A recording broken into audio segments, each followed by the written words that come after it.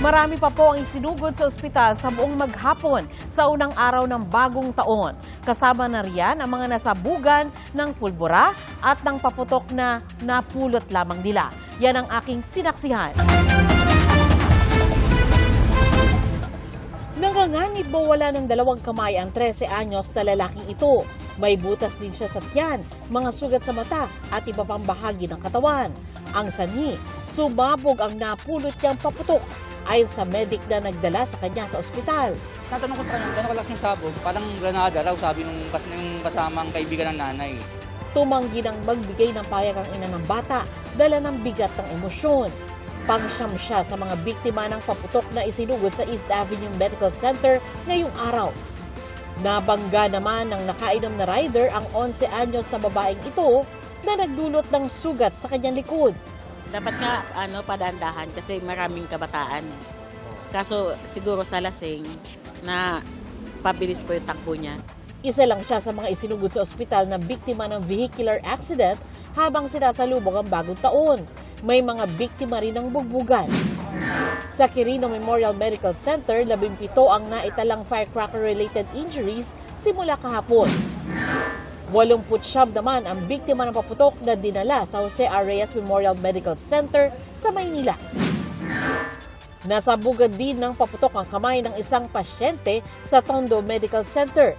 Sa tindi ng tinamong pinsala, tuluyan ang pinutol ang kanyang kamay. Heavily intoxicated yung patient, hindi niya alam kung ano yung nakaputok sa kanya. Pero most likely baka may hinawakan siya na malakas na paputok. Isa lang siya sa mga itinakbo sa ospital dahil sa paputok na umabot na sa halos 40 kaninang umaga. Pero nadagdagan pa ngayong maghapon, kasama na riyan ang 9 na taong gulang na batang ito. Nagka-second degree burn siya sa mukha at sugat sa kamay matapos masabugan ng pulbura pasado alas 8 ngayong umaga. Yung bata nagpaputok po, bigla niya po kasing sinindihan, tas eto na mabiglang tingin, sa kanya sumabog po sa mukha niya. Fountain daw na pinagsama-sama daw po. Kumbaga mga tira-tirang paputok. Nag-ipon din ng pulbura ang batang ito mula sa mga gamit na paputok kasama ang isang kaibigan. Nakakuha po siya ng Goodbye Philippines.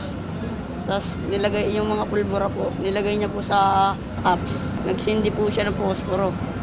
Yung namatay po yung sa posporo, may baga pa po. Napunta po dun sa pulbura. Bigla po sumabog. 2 lalaking nasa edad naman ang nabiktima ng ipinagbabawal na Goodbye Philippines na pumutok malapit sa kanila. Tinamaan naman ng lusis ang isang bata kaya namaga at may sugat ang kanyang kanang mata. Sugatan naman ang labi ng isang lalaki matapos tamaan ng kwitis. Ayon kay Dr. Bulseco, kung naputukan kayo, mainam na pumunta sa ospital para makontrol ang pagdurugo, maiwasan ang impeksyon at mabakunahan kayo kontra tetano. Dahil naman sa pinagbabawal na bogang nilaro ng ilang magkakaibigan, nalapnos ang kalahati ng katawan ng 10 taong gulang na lalaki sa Cavite. Akala po nila wala lang naiwang apoy doon sa loob ng boga. Nilagyan po uli nila ng ka-nature.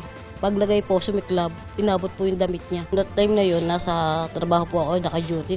Naisugod naman sa ospital ang bata pero kahit mag-iisang linggo na ang lumipas, iniinda pa rin niya ang sakit. Bukas po, pinababalik po kami. Follow-up check-up, di po siya makakapasok. Kasi bawal po ma-expose yung sugat niya sa mga baka daw po ma-infection. Base sa monitoring ng Department of Health, mas mababa na 64% ang firecracker-related injuries sa bisperas ng taong 2025 kumpara noong 2024. Pero posible raw madagdagan kung may mga late report. Mas mababa rin ang bilang mula December 22 hanggang January 1 na nasa mahigit 300 kumpara sa mahigit 500 noong nakaraang taon. Mas mataas ang bilang ng indiscriminate discharge of firearms o yung nagpaputok ng baril ngayong salubong sa 2025. 27 ito kumpara sa 20 noong nakaraang taon. 5 ang nasaktan dyan, mas konti kumpara sa 7 noong nakaraang taon. Maliban po sa 21 po na aresto ay may puti po tayong at large na suspect po suspects po bagamat sila po identified. 3 naman ang nasugatan sa 6 na insidente ng ligaw na bala. Yung 3 pong reported injured po as a result ng stray bullet po ay nadala naman po ito sa ospital at nalapatan po ng lunas po. So out of danger na po sila as reported to us.